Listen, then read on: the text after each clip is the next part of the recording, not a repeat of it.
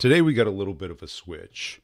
We've been talking to mostly career salespeople, people who came to the show through references. Today's guest, I've known for a couple years.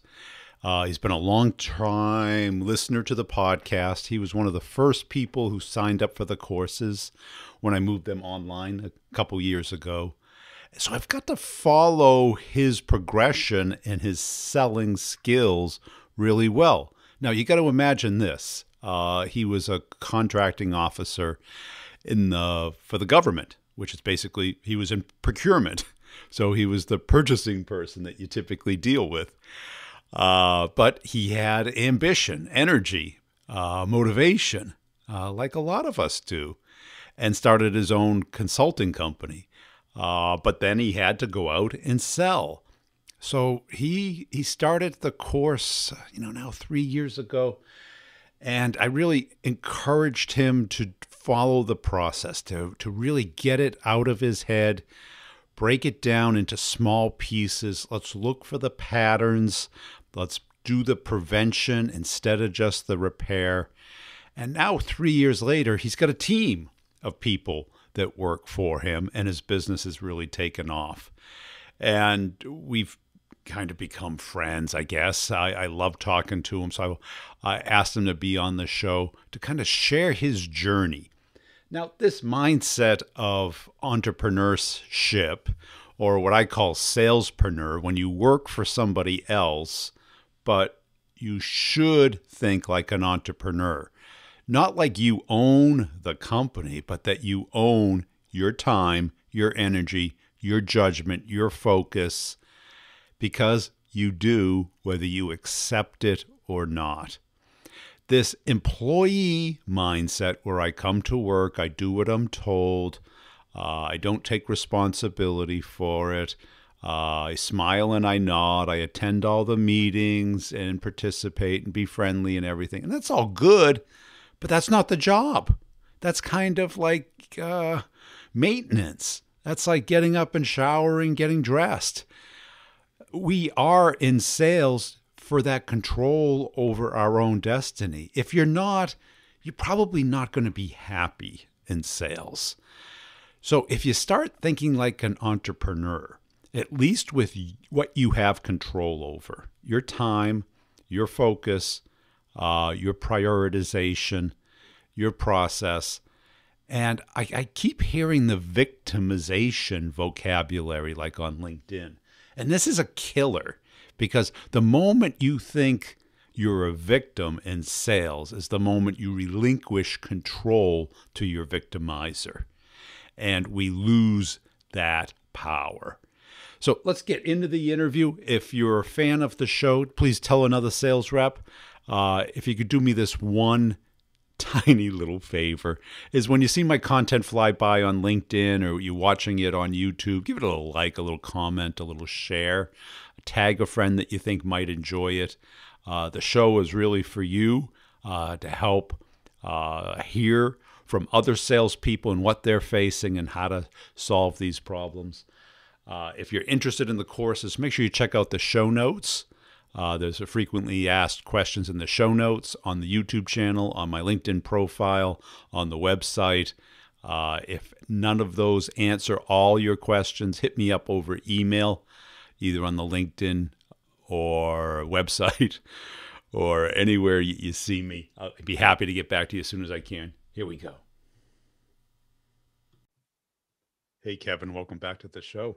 Give us a little Thank update you. on yourself. We have been learning.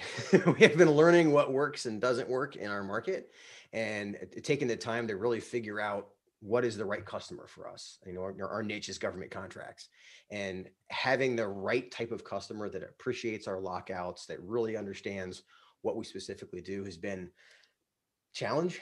We'll say it that way, over the last 10 years. And I feel like we really broke the mold, and I created a process that we've been using that's really working well. So things are much better this year. What were you doing wrong before? Was it too broad or? It was too broad. It was a lot of not believing the data, not taking the time to look at the data. And for example, one of the things I would swear, hand to God, that the Contracting Officer podcast is how people found us. Like, that's what they had to listen to become a customer. turns out, after looking at the data, and what I mean by that, we looked at 60 of the customers that I closed in the last year. So not giant numbers, but like enough that I can remember 60 people, right? And I looked through there and saw that while some of them had listened to the podcast, it wasn't the point that they used to come to us. It wasn't the lead source. It was a validator along with our testimonials and other stuff. But when I looked at that and realized, okay, I'm talking about the wrong stuff if I think they're all coming from there. So that was one example. And then the other one was just being too broad, is Yeah. not accepting the fact that we can help companies that are small. But when I looked at the 60 companies, 55 out of 60 had Yeah. 5 or more employees. And to me, that meant they've been in business for a while. They have some background. They understand the value that we bring. And while the people that have 2 employees, they want our help, and I know we can help them, they're they're harder to sell. They're harder to help them understand what we can do. They don't stay as long. They don't know how to use us. They don't have time to use us. They're still a micro business. Yeah. So it was an emotional event to go, you know what? I can help them, but like you've said before, it's not what they should think; it's what they do think. Yeah. So it was very cathartic to go through and look at all these different metrics and to really understand things like having to think through what are the things that I think they're going to care about Yeah. versus the things that they actually care about. And that was very helpful to go through the process. And I think that is almost ubiquitous with salespeople and entrepreneurs as they go too broad. Oh yeah, I mean, you get married to this idea of abundance, right? You look on your 12,000 LinkedIn profiles and go, "There's got to be 5,000 customers in there," but there might be 50 perfect customers. But Right. And how you got to many look for them. customers do you need to blow your number out? Yeah, exactly. Yeah, I mean, for us, 60 new customers in the last year is a huge year, and it's for some people it might be 600. For some people it might be 6. So it makes a difference. Well, that's it. And I think what you hear all the time is 3 times your pipeline. Well, you really only want to work on stuff that can and will close. You just don't want to be Yeah. busy. Yeah, I remember. I know you said it. I don't know where. It would have been here or one of your courses. But if you're looking at your pipeline like a checklist, you're doing it wrong. Yeah. And as soon as I felt myself doing that, I can hear you in the back of my head. It's like, oh yeah, I'm still doing this checklist thing because it's human nature. It's like I can just knock this out and it'll turn into Right. money. No, Because it, I mean, especially with your business, it's a relationship oriented business. correct. You're not a website. There's no, canned product. You guys, it's a service, consulting, helping them. You have to build up that trust. Correct. You Yeah, know, and in fact, when I went through the exercise of what's the problem we solve, well, the problem we solve is helping them see behind the black box, is understand yeah, what is the government thinking, right? That was the problem we solved. But what they're looking for, again, this is all part of the targeting. I figured out what they're looking for. They want a relationship with us. They want to be able to pick up the phone and when Joe, our customer, calls and he calls Shelly and Shelly knows who he is. That's what they really wanted. And that took some customer engagement and just listening to them. And then once we figured out, you're right, it's so much more of a relationship sale as opposed to, yeah, we can solve your problem. Well, how do I know you can? Well, because you know us. You've gotten to know us. yeah. And that's not an overnight sale. So it's And- been an right. And adventure. it's like, why do you go to the same barber or the same server at a restaurant? It's because they know you. Right. And the expectation is known and understood, that craving to be understood as a human being. Yeah. And the relationship is where that starts. And I didn't see that coming, when I was doing this years ago. So, what did last year look like for you, and what were the big takeaways you had? So yeah, the biggest takeaway was the less is more strategy. The whole idea that, and I started in B2C sales. Like my very first job when I was a kid was selling newspaper subscriptions door to door, which is a B2C sale. And then I sold back in the 90s when telemarketing was a thing. I literally did telemarketing, sold magazine subscriptions. So to me, sales was B2C. And then I was in college actually selling cookbooks door to door with businesses. And it was it was a kind of a mixed one because you're selling it to the idea to the business to leave the cookbook there so their customers would buy it. And it was the first time I got used to this complex sale thing. Well, fast forward now, and I'd forgotten how much of the business sale and the technical sale, like the complex part. Last year, we were treating a lot of these sales like B2C.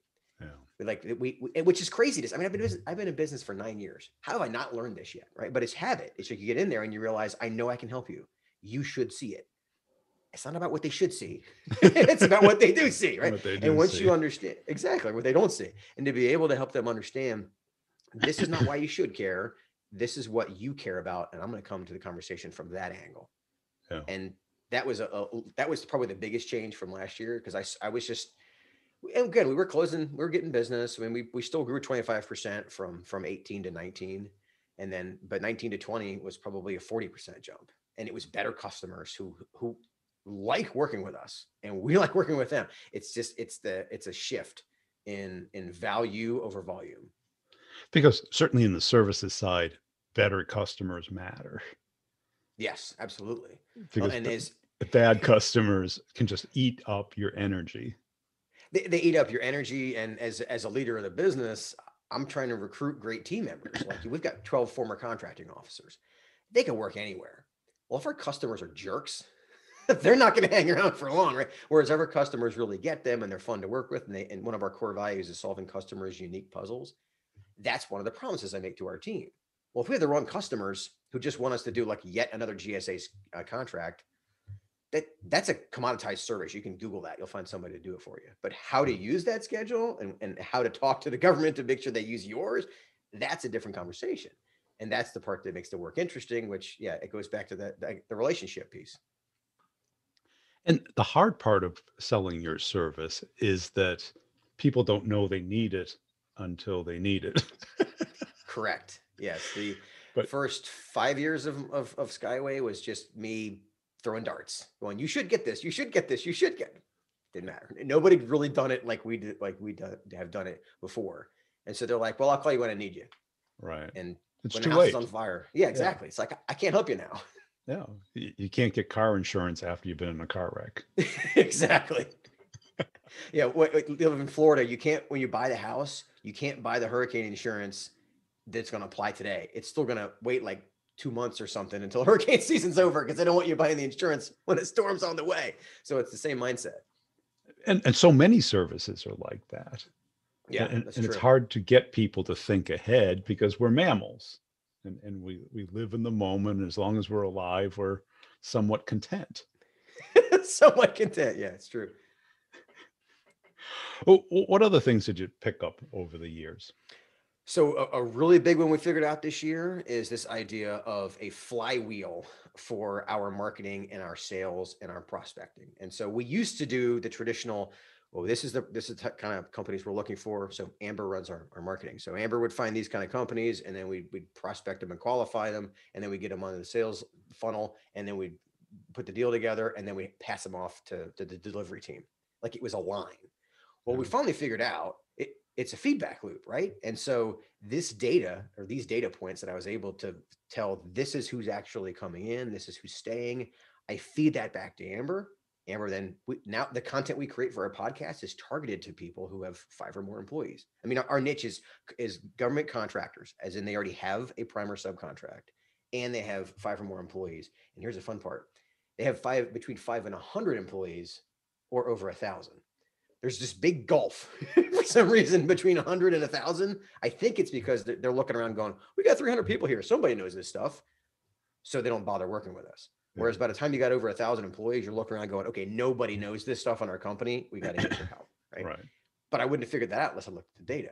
And by feeding that back into the process, now we have better marketing, we have better prospecting, we have better people that we're talking to. They appreciate what we have to say, they listen to our stuff, and of course they become customers and they stay longer. So that flywheel, which now it's obvious, but in Well, 2015 I was doing it wrong. well, I think certainly marketing has been campaign oriented, and then sales is quarterly or yearly oriented, got a quota. True. Yeah.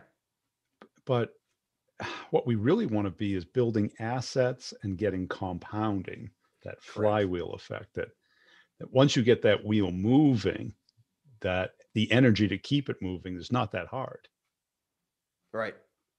Now that seems easy in retrospect, that it's so And much clearer. and if people are reps out there, they go, well, I don't know what that means. It's like I get my territory, I get my leads, I get my prospect list, I do the best I can. The problem with that is, okay, the next year you start over like somebody etch a scratch. Somebody shake the screen and it's now blank again. Yeah, starting all over again. But and part of that you can't avoid, right? Because you do get a new comp plan, new territory, but your skill set, your map to money, your process, Hmm. your system, and your assets. Those assets about how do you approach a client? What is your presentation? What are your questions? How do you keep direction, momentum, and control with a deal? Those are assets, and people don't think that way. We think like MacGyver, right? It's like, drop us out of the helicopter, we'll figure out how to get home. Yeah, exactly. Instead of looking at the 60 customers I closed in this territory are going to look a lot like the 60 customers I'm going to close in this territory. And that compounding knowledge, and you got to write it down. You got to make a map of it, and you got to keep going back to it because it just filters out of your head. Yeah. And then even though, the two guy shop calls in, well, you can hear them out, but if it's a stretch, spend your energy on the 5 to 6 person company that's going to be a match.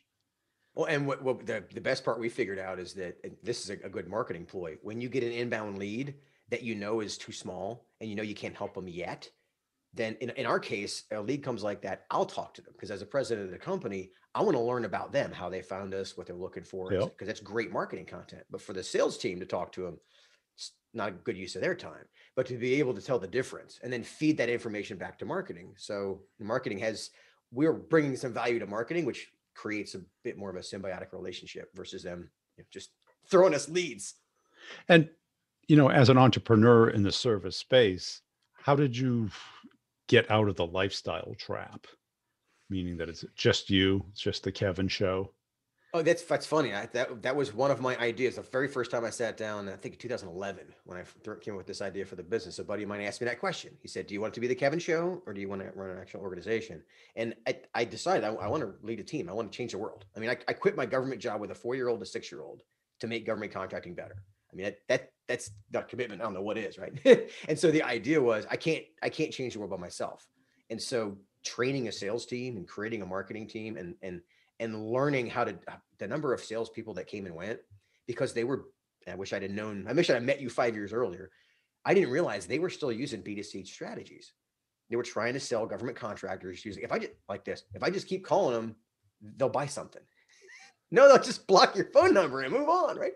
And it was frustrating. And so once I figured out what a good B2B salesperson looks like, which I've had to create them to some extent, but a lot of it is just is the perspective of what are you trying to get done? Yeah. And getting out of I knew that I did not want to be the Kevin show, mostly because I'm not the smartest person in government contracting. I mean, we've got Shelly's on our team. She was my trainer back when I started. So she knows more about contracting than I do. So giving our customers access to all those people was huge for me. Yeah. And that whole mindset of I can't do this myself. And so processes and maps to money and all that kind of stuff was a huge ability to hand it off to somebody else.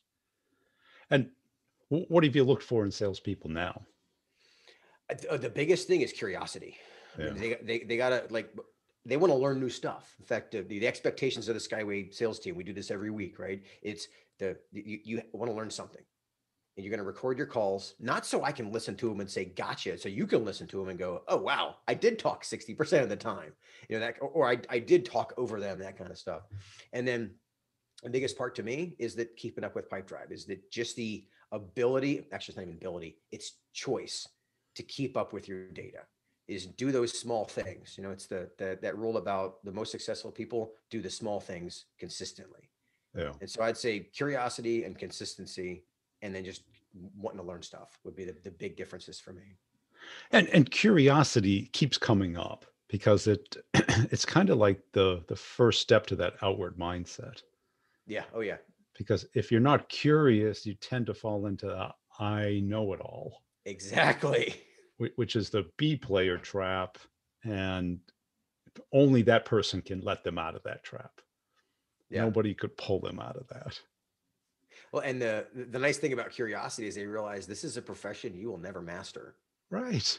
And I mean, that's why it's fun. That's why we stay in it. right. Well, can you master parenting? Can you master friendship? Can you master relationships of any kind? Yeah, exactly. Right. There's no end. It's a process. Yeah, and it's the curiosity to ask, how can I get better at this? What Yeah. can I study to learn more about it, and what can I look that I'm doing that's making it worse or better? But yeah, because curiosity then creates that interest. That interest turns into passion and wanting to do it. So it's Right. kind of that first roll of the snowball that starts the process going. If you assume that you know it all, or you try and have confirmation bias about it, you fit it into some square in your brain that you already have, you're missing the point. The point is to think about it, not to pattern match it. Right. And then not say this looks exactly like the last one. It's like people are unique. Yeah. You can 80% of the deal might already be understood, but it's still a unique company. It's a unique person. It's the unique perspective on what they think you do. I mean, that's the curiosity part is you got to be curious of what does this customer want? It might be the same exact thing, but they're coming at it from a different angle, or you're going to use a different word. You got to, using the Chris Voss concept, you got to deframe how they're looking at it. Yes. Yeah. And that deframing is selling, Right. because if the frame was to buy, they call you. They do it on the website. They wouldn't even call me at all. Yeah. So they're comfortable now and they don't know why they need you, especially in your market. You've got to get that. You got to be curious about what they're facing and get them curious about what could go wrong. Correct. Because calling you once it goes wrong, you're a hairdresser, not a magician, right? It's like There you go. can't make you look like Brad Pitt now.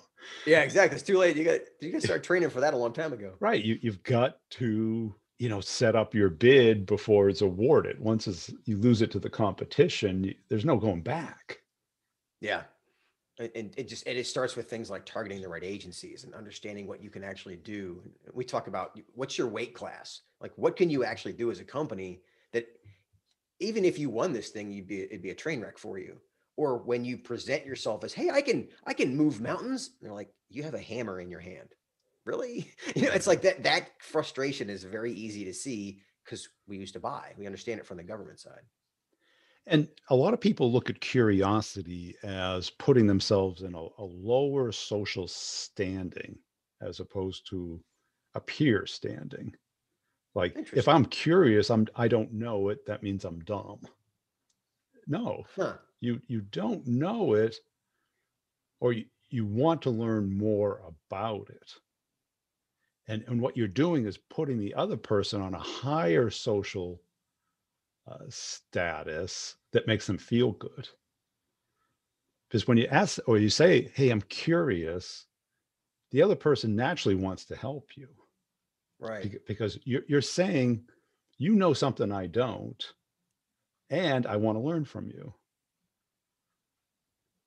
And that's a great gateway to collaboration. Isn't it? Yeah. Because, what is selling but having a great conversation? And a great conversation is when the other person's talking. Exactly. When you're doing more listening than Yeah. talking. Because everybody wants, they got their sales ready messaging, and boy, do they want to deliver it. Yep. Speaking of things we used to do wrong, the number of times I went in with it wasn't a huge slide deck, but it was our pitch. And Well, they don't care. well, in your space, it's like it's a lot of keywords that they may not know, or they may have different meaning for, Correct. because you're an acronym city, right? That's the town that your market lives in. Yep. I sold into your market. I know what it's like. It's like Oh, yeah. I had to have a notebook open and a browser, because I'd write it down, then Google it, write it down, then Google it, trying to keep up, because you had to like translate in real time what this person is saying. Yeah, and it gets real fun when some of the acronyms actually repeat. They mean different things in different agencies. They do. Yeah. And so instead of working at that level, if you can get them talking about what they care about and then drill down, because they don't want to be thinking, I'm bidding the wrong thing to the wrong people, because they're doing it. Yeah, it's too late for them. Exactly. Well, it's interesting. You go back to that point of what do we learn, and that's another thing that I learned is that I used to, yeah, we didn't use the slide deck, but I would give like a states 5 minutes. If it's 2 minutes, it's still a waste of time going through what we do. The whole, who are you? Why are you here? Why should I care? Kind of thing. And now I've got it down to just a sentence. Well, we're a team of former contracting officers who do training and consulting.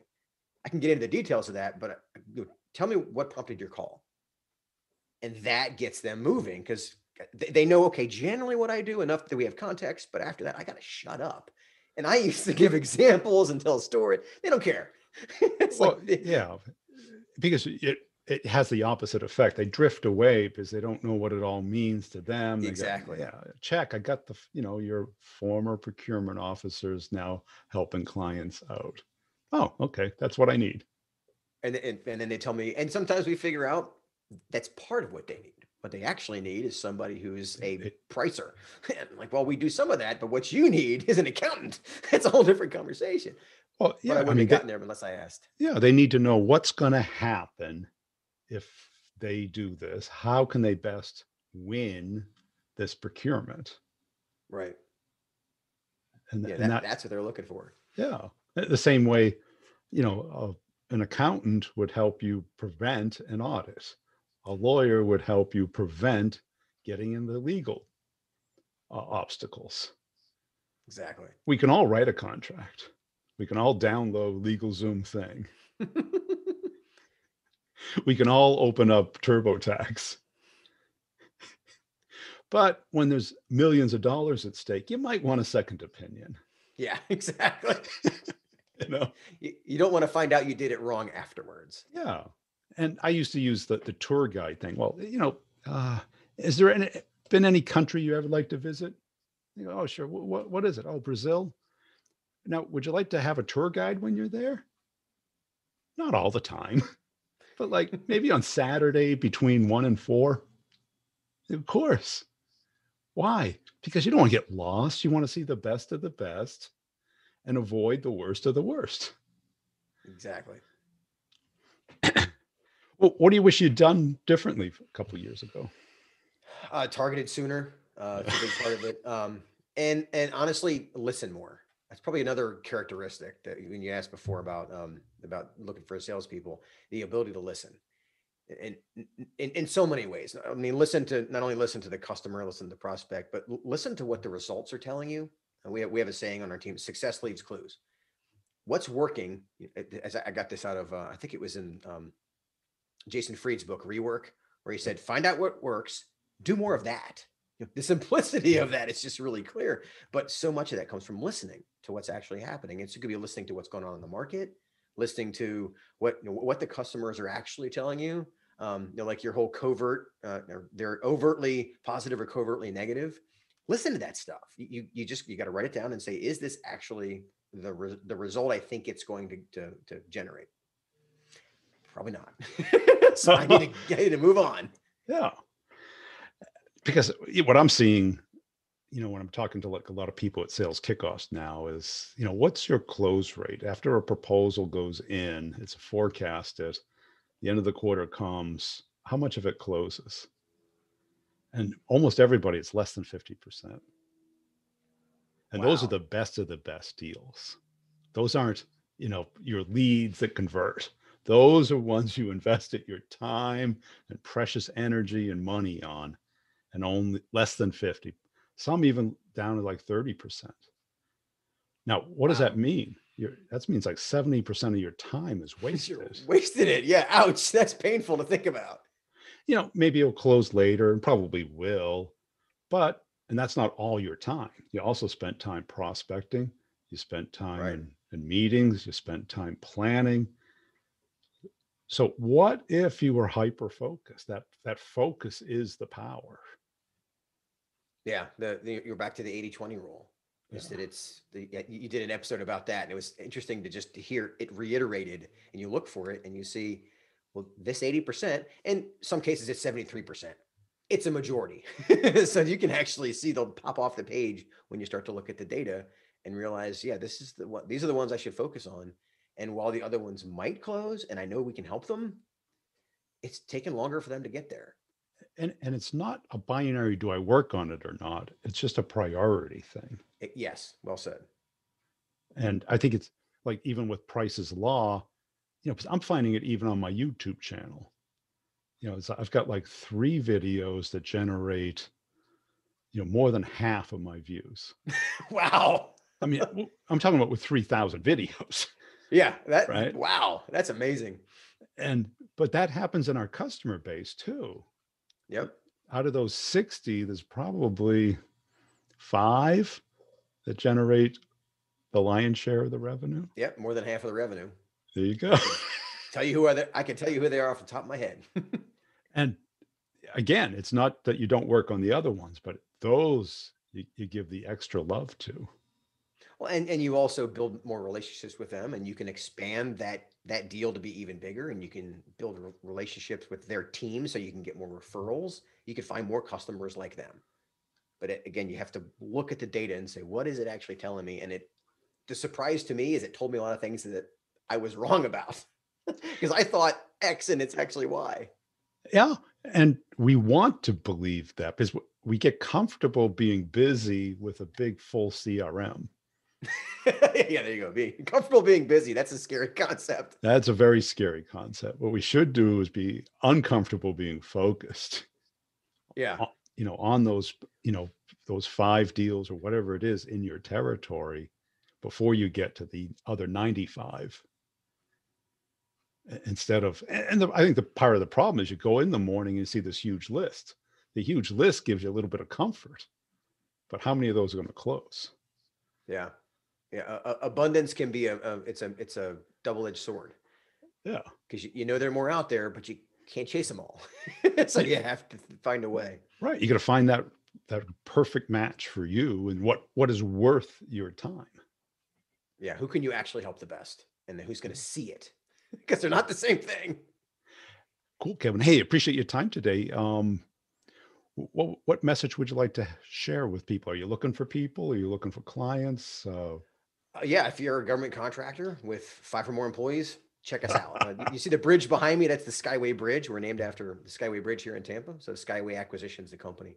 And I mean, honestly, the big thing I'd like to share for folks who are trying to generate business, listen, it's hard. Most people don't do it. I didn't do it enough. And target ruthlessly, uncomfortably, and you'll find customers that you really like working with. That's my big lesson that I learned in the last year. How can you start thinking more like a entrepreneur, a salespreneur instead of an employee? It is a game changer because it's a sense of responsibility that I think you heard in the interview. And I hear it when I talk with other entrepreneurs in the course, especially the ones who have never sold before. There's a sense of urgency, a level of seriousness, and that ownership of it because it's 100% their money, their time, and the outcome they own. Now, contrast this with thinking like an employee. That base salary, it gives you that sense of comfort, but it also buys some of your soul, meaning that when you go out on your own or you act like you're out on your own, you know that every minute counts, that if you spend it or waste it, instead of investing it, the outcome's going to be very different. And the thing is, that time is going to go by no matter how you look at it. We don't pause time. We can't rewind it. And it tends to get faster as we go along. Talk to your parents or your grandparents or anyone who's older than you and ask them, does time seem to go by faster or slower now? I bet you're not going to find many who say it goes by slower. Meaning that wasting it, especially when you're young, really young, is instead of investing it and being conscious of how important it is, instead of that comfort zone of smiling and nodding at your manager, not that you shouldn't do that, but that you do the things that are going to impact your career. Those mistakes that happen that you have some influence or control over, how many times are they going to repeat before you wake up and say, you know what? I should come up with a system to prevent that. And some people never do. Go through their whole lives. Can't find their keys, their wallet, their phone. And, there's a simple solution for almost everything, even in the complex sale. Now, when I worked with Kevin, he naturally had so much energy, which was good because he was going to try a lot of things. But the energy needed to slow down to make sure he didn't fall into all the traps of the complex sale. And the complex sale, it is nothing but traps. Every step along the way is a trap. A trap is something that's easy to fall into, nearly impossible to get out of. It takes up all our time, our energy, our emotions, and it's really, is it the client's fault? Well, it doesn't matter. It's our fault because it's our time, our money, and we can't get it back. So we have to come up with ways of preventing falling from that into that trap. And the only way to do that is to consciously learn from other people, talk it through. Make sure you recognize the trap before you're already in it. Because once you're in it, it's too late. Some people sometimes, in some ways, can get out of it. But, and all the questions I get are, how do I get out of this trap? No one ever asks me, how do I prevent getting in this trap? And most people don't realize it is a trap. And I talk with, or I listen to the comments on LinkedIn on when I try and expose this problem. I try and sell the problem that I solve in my videos on LinkedIn. And the interpretation of very senior people, CROs, CEOs, 30, 40 years of experience are still naive. They don't know they're in the trap. They don't think you can prevent they don't even know it is a trap. And that's the serious. Now they're in charge. So how are the reps going to learn that? Good question, Brian. Mastering the craft that you've chosen, the complex sale. Why waste time? Why waste years or your whole career and not even know that you've been in a trap all along? How do you get that help? How do you talk it through? How do you hear other people? How do you have these epiphanies? Now, if you were on the last office hours, one of Kevin's salespeople was on, and he also embraced the course. And that's the difference. The entrepreneurs, almost 100% of them embrace it. They take notes. They do the exercises. They get it written down. They talk it through. They schedule one-on-ones. They ask questions during the office hours. They don't treat it like just knowledge. They treat it like a skill, a craft, an ability, not just that they know it. Because when you're in that trap, the 99% of the employees will say, I knew that was going to happen.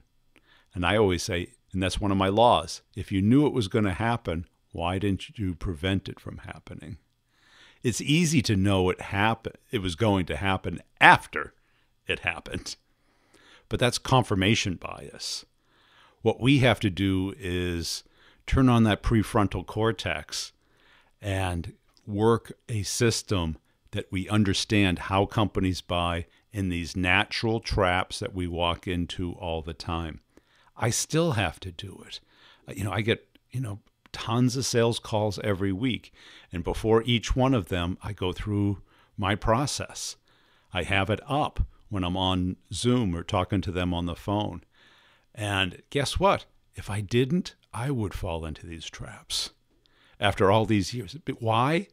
Because we get caught up in the situation. We believe what we're hearing, not that it's a lie.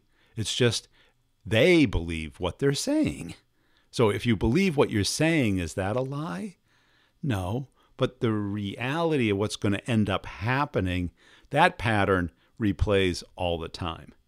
And you know, when you learn how to sell by flying around and getting up at 4 a.m. to jump on a plane and, to work your butt off, and you find out you're in a trap, believe me, you learn that way.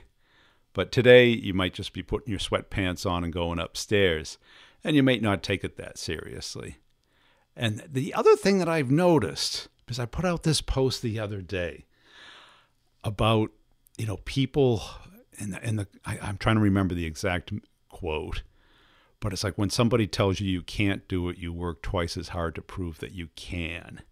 That competitiveness, that chip on your shoulder, that has come up during a lot of the interviews with the best salespeople. And all the people who commented with the counter comment of who cares what other people think, or if that's what motivates you, that something wrong with you. 100% of those people were in the bottom 10% of the economic ladder. I don't want to name the roles, but they aren't making money. And I don't think they're happy either. Because if it's one thing, if you're happy, who cares? You don't comment. But if you're unhappy and you're not being successful at what you do, and some people wrote pages. Some people really took it to heart. And I'm like, touched a nerve there. Why did you have to write that much? When I see something I disagree with, just let it go. But the salespeople, the successful ones, yeah, that motivates me. Something motivates you, whatever it is. I'm not saying that has to motivate you. I'm saying that something has to, whether it's not wasting your time, whether it's the commission, whether it's the growth, whether it's for your kids, your parents, your friends, the world, whatever it is that drives you. Find it and connect to it and focus on it and not whine and be the victim. It's so easy to come up with the reasons why nothing will work. And this is the trap that we fall into in sales. It's the key one. If it doesn't work 100% of the time, it doesn't work. Well, nothing works. If you can get something to work 50% of the time in sales, you're going to be rich. Never mind 10 or 20. A lot of people are out there prospecting with a 1 to 3%. Imagine that. That means 1 hour out of every 2 or 3 weeks is productive. That's wrong. Okay? If your calendar is not full of conversations, not inbound demos ready to buy, but business conversations, talking about what they're doing, what they're up against, their problem that's related to your solution, and what they care about. Isn't that just a waste? Instead of, hitting the stupid button, what we've done is just taken what doesn't work, added technology, and now we're torching the earth. And it's the do dumb things faster model of sales. And now you hear the people who sold 10, 15 years ago come up with, you're going to make it relevant and personalized. Good. That's better than irrelevant and unpersonalized, but it's still not working. So what do? You settle. That's pretty much what most trainers say. You just settle for that and you grind it out. I say, no, that's not fun. Anyone who's tried that, that's demoralizing. It's hard to do that every day. How about being a little creative and understanding how people tick, starting where they are and build them up to where you are, instead of demanding that they come to you, demanding that they hear you out, begging for 27 seconds, sounding so intriguing. Yeah, that it can work, and maybe that gets you up to the 3%. I'm more up to I like the 80%, and I like to do things smart. I like to have my day booked out, and I like to have my year triple over the previous year. And the major difference that I saw when I went out on my own as an entrepreneur was that level of urgency that level of responsibility of, I can blame people, doesn't help, doesn't change anything, doesn't put a nickel in the bank account, or you could get scared and depressed because it's hard. When you're out on your own, you've got nothing. Especially like I started, and I thought it was just going to be simple. I put a book out. It did really well, like on Audible. It was the #1 sales book for like almost 3 years straight. And I got some engagement off of it, but not enough to either be happy or really call it a business. And, I did the podcast, but podcast back then, it was like nothing. So I had to do outbound. And this was well before, social really took off. I think LinkedIn's probably been very successful the last 5 years. But back then, this is 10 years ago, I'm talking, it was, the phone was definitely not what it used to be. Email was still pretty good, but you had to build a system. And, the phone was just miserable. And email wasn't much better. So I just took a step back and I go, Brian, take a little pill of your own. What did you do for your whole career? You were the #1 guy at 12 companies. How should you do this? I just broke it down and I made it a game. I built it out. I automated it. I outsourced pieces of it. And all of a sudden my business took off. I had more business than I knew what to do with. I had people calling me. And it was the same stuff I was doing. So the quality of the service didn't change.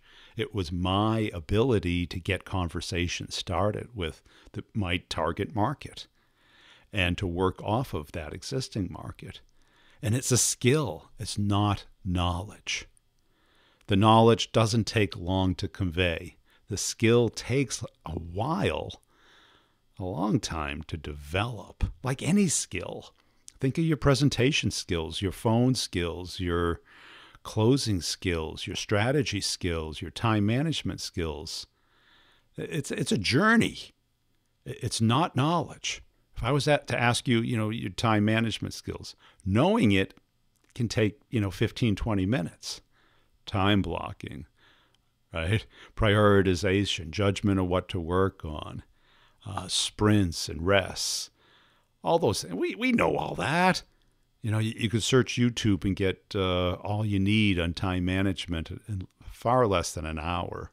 It's applying it and becoming good at it, listening to other people, finding how to apply it to your particular personality and skill set. That's the part that takes a while. And start the conversation, get the meeting. The #1 response I hear from people who are taking it say, it's a game changer. It goes from hating prospecting and networking to loving prospecting and networking. So go to b2brevenue.com, check out the courses. It's all in the show notes, YouTube channel, website, LinkedIn profile. It's all there. Tell a friend about the show. Give a little thumbs up if you see my content fly by. I appreciate it. We'll see you next time. Check out the other podcasts, Sales Questions, Brutally Honest Answers. That's my tips show. Some people like a daily tip. Also, if you want to get into leadership or you are in leadership, the Sales Leadership Show is cooking right now. So check it out, the B2B Revenue Leadership Show. If you want to hear about from marketing, CEOs, CROs, that's the place to be. We'll see you next time.